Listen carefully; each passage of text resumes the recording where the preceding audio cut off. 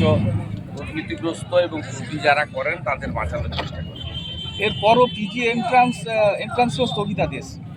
PG এন্ট্রান্সের এটা তো অ্যাকশনের একটা পার্ট।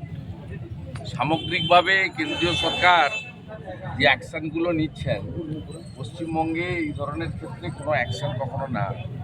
এইখানেই কেন্দ্রীয় সরকার মোদীজি সরকারের সঙ্গে পিসির সরকারের তফাৎ। আজকে মনীষীতে মাল্যদান করলেন। না, আজকে আত্মবলিদান দিবস। ডক্টর শ্যামাপ্রসাদ মুখার্জিকে তৎকালীন যারা দেশের শাসক হতে চেয়েছিলেন, তিনি যেহেতু কাশ্মীরের জন্য লড়াই করেছিলেন, তাকে কার্যত খুন করা হয়েছে। স্লো পয়জন করে খুন করে বিনা চিকিৎসায় তাকে শ্রীনগরে আটকে রাখা হয়েছিল এবং কার্যত তাকে বিনা চিকিৎসায় কাশ্মীরকে ভারতবর্ষে রাখার জন্য তাকে আত্মবলিদান দিতে হয়েছে। তাই আজকের দিনটি মৃত্যু দিবস নয়, আজকের দিনটি আত্মবলিদান দিবস। দাদা, দুর্গাপুর থেকে এসটিআরএফ দুজনকে গ্রেপ্তার করল। এসটিআরএফ কি যখন নেটে গ্রেপ্তার করেছে, নেট এই ঘটনায় দুজনকে নাকি গ্রেপ্তার করেছে।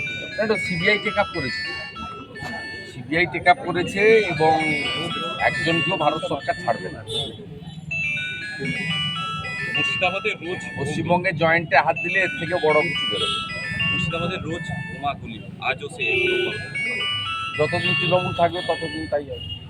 সোনারপুরের স্কুলের বাচ্চা কালকে রেজিনগরে স্কুলের মধ্যে বন্দুক নিয়ে চলে গেছে।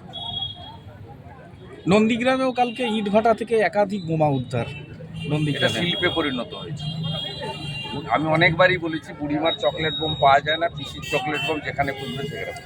শতপ্রণোদিত মামলা নিয়ে নন্দীগ্রামে যে মহামান্য বিচারপতির যে নির্দেশ, পুলিশের যে শতপ্রণোদিত মামলা, একের পর এক মিথ্যে মামলার অভিযোগ যেটা বিজেপি নন্দীগ্রামে, আমি মামলাকারী তো 47টা মামলা করেছি, সেটা 15 দিন। এখনো পর্যন্ত কিছু করা হচ্ছে, মামলা হয়েছে এখনো পর্যন্ত কিছু মামলা? আমি মামলা কেন করবো? 47টা মামলা পুলিশ করেছে, আমি ভোটের হস্তক্ষেপ চেয়েছি। না, যাদের বিরুদ্ধে করেছে তারা কি করছেন?